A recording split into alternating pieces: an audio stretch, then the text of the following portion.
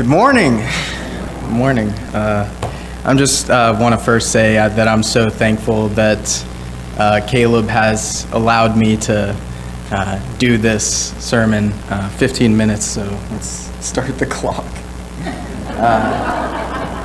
Also, if I mess up, blame him. Psalm 40 is today's text, Psalm 40. Psalm chapter 40. For the choir director, a psalm of David. I waited patiently for the Lord, and he inclined to me and heard my cry. He brought me up out of the pit of destruction, out of the miry clay, and he set my feet upon a rock, making my steps firm. He put a new song in my mouth, a song of praise to our God. Many will see and fear and put their trust in the Lord. How blessed is the man who has made the Lord his trust and has not turned to the proud nor to those who lapse into falsehood.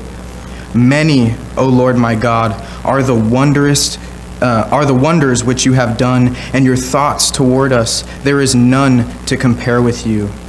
If I would declare and speak of them, they would be too numerous to count. Sacrifice and meal offering you have not desired, my ears you have opened. Burnt offering and sin offering you have not required. Then I said, Behold, I have come. In the scroll of the book it is written of me, I delight to do your will, O my God. Your law is within my heart.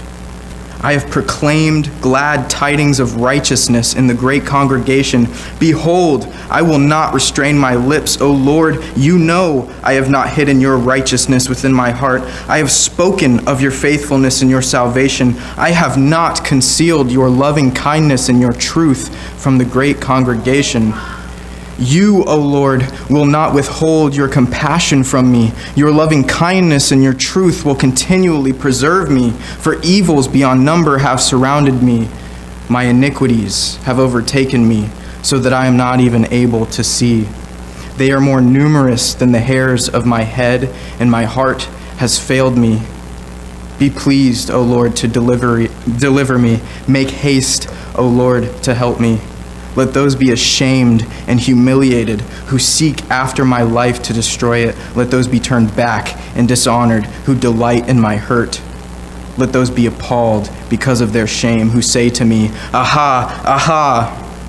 Let all who seek you rejoice and be glad in you. Let those who love your salvation say continually, The Lord be magnified. Since I am afflicted and needy, let the Lord be mindful of me. You are my help and my deliverer. Do not delay, oh my God. Wow. You know, I love the Psalms because they are so human.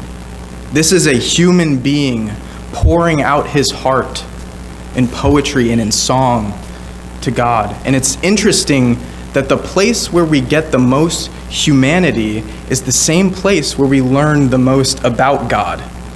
So it's no wonder that God came into the world as a human being to reveal to us who he truly was. Verse 1-4 give us the pattern by which we understand the rest of the psalm. And also, it's interesting that the section breaks within the NASB are in bold if you look at the verse numbers, but in the ESV you'll see them more clearly. And it's interesting, verses 1-4 are where the people who put in the section breaks decided this is the right place. And so I think this is the perfect image of what the rest of the psalm is. We don't have enough time to go over the whole thing and exegete the whole thing, so we're just going to do verses 1-8. But I think verses 6-8 give us the meat, and they show us, remember what I said, who God is revealed here. Who Jesus was, who he came here, or what he came here to do is revealed in these words. So let's read verses 1 to 4 again. I waited patiently for the Lord, and he inclined to me and heard my cry. He brought me up out of the pit of destruction, out of the miry clay, and set my feet on a rock, making my steps firm.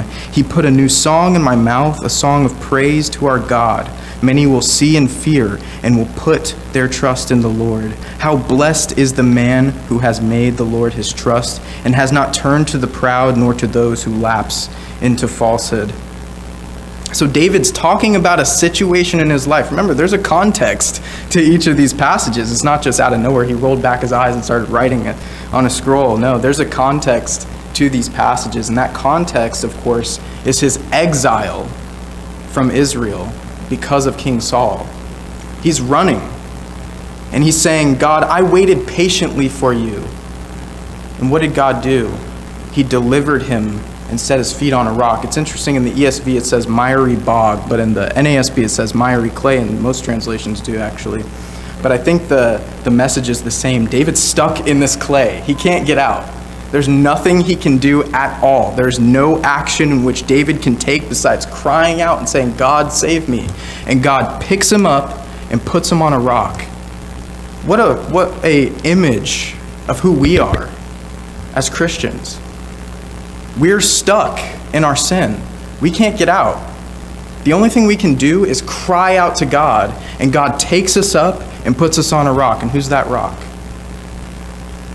That rock is Jesus Christ. Now watch this.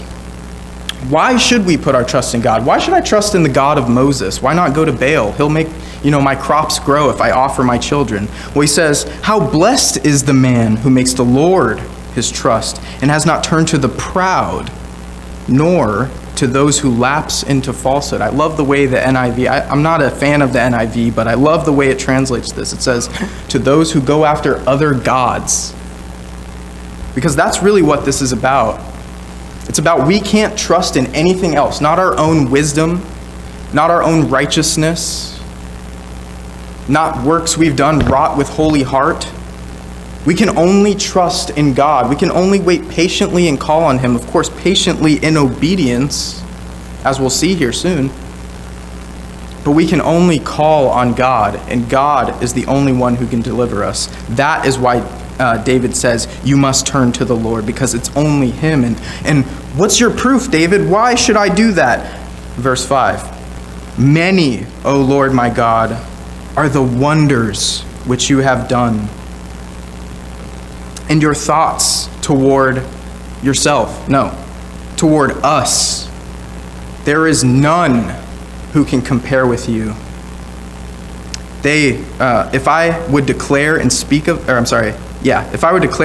them, talking about the wonders, there would be too numerous to count. Do you think he's being hyperbolic here? No, he's serious. God's works and his wonders toward us. God's works and his wonders towards us. The ESV says, your thoughts and your deeds toward us. I love that. There are some Christian circles who think God's just this big, mean dad in the sky. If you do something wrong, you're getting a spanking or you're getting tossed out of the house. There are other Christian circles who think God's just this, wimpy, teddy bear that you can just walk all over. He's neither of those things. He's both loving and he's both chastening.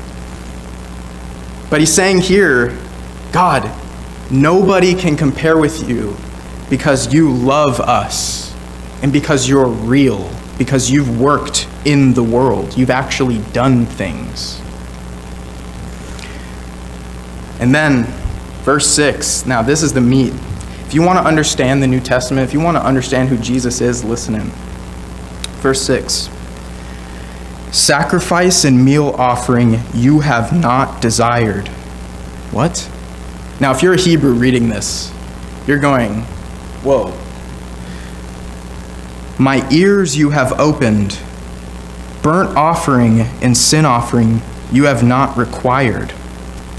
What? Then I said, behold, I have come.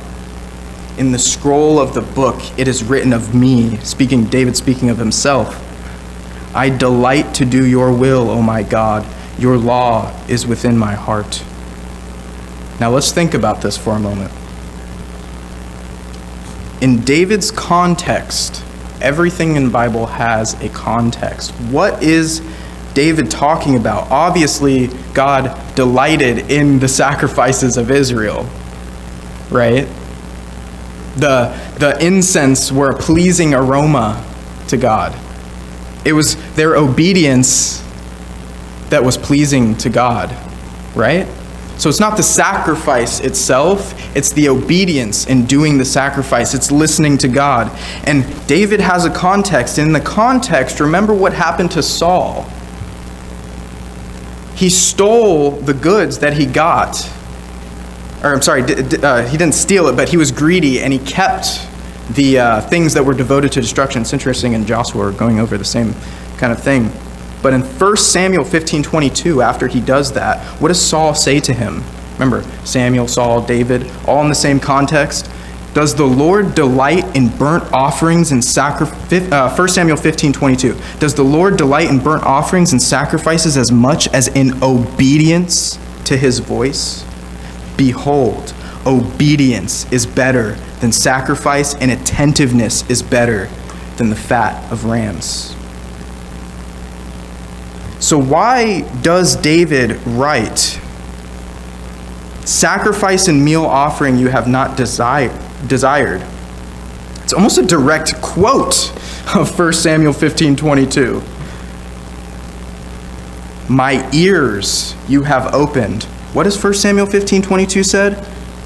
Does the Lord delight in burnt offerings and sacrifices as much as in obedience to his voice? You have made me ears, God. It's an image of something. David's ears have been opened by God. After David called on God, what is that? David became king of Israel.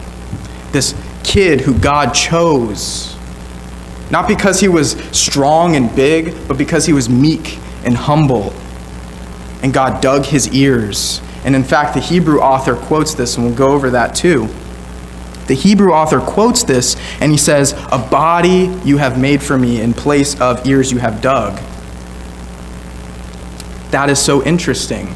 The meaning is the same. Obviously, the Hebrew author had another manuscript translation that was a looser translation. The meaning is exactly the same, that God made David this way, obedient. And then he said, behold, I have come. After God molded his obedience, he says, I have come. In the scroll of the book, it is written of me, I delight to do your will, O my God. Your law is within my heart. God delivers David, saving him from sin. David has a new song, a renewal of his heart, and he says, I have come. Now I am king. Who's that a picture of? Us. We call on God. We are stuck. We can't do anything. You want to love God? Some of you may struggle to pray. You're like, man, I wish I didn't have to pray. I'd rather eat dinner. Or, man, I wish I didn't have to pray. I'd rather go to sleep. I'm so tired. You can't do that on your own. You can't muster up the desire on your own. You have to call on God. But ultimately, who's this an image of? In the book of Hebrews, he says, he does away with the old and thus establishes the new. And he quotes that statement of David. He says, behold, I have come. In the scroll of the book it is written of me. God molded Jesus' body. His eternal Son, he prepared a body, sent him into the world, and Jesus was perfectly obedient, even to death on a cross. And it's interesting, there's a similar statement in the Gospels that Jesus actually quotes from Hosea 6:6. He says, the Pharisees go up to him and they say, why do you eat with tax collectors and sinners? What does he say to them? He says, go and figure out what this means. I desire mercy rather than sacrifice. But wait a minute, I thought you desired obedience. Yep, that too. Who was the obedient one? Jesus was the obedient one, and through his obedience, God brought mercy into the world. It's beautiful. And in Romans chapter 5, verse 19, watch the connection. This is crazy. For just as through the disobedience of one man, the many were made sinners, so also through, watch, the obedience of the one man, the many will be made righteous. The law came in so that the trespasses would increase, but where sin increased, grace, God's mercy, increased all the more. This was not written by some dude, okay? This is crazy. It's everywhere. It's thousands of years. All these different authors who don't even know each other. It blows my mind. And so, if you don't know Jesus Christ, be like David, okay? Be like David and call on God and wait patiently. Be baptized into his death, burial, and resurrection for the remission of your sins. Why don't you come as together we stand and sing?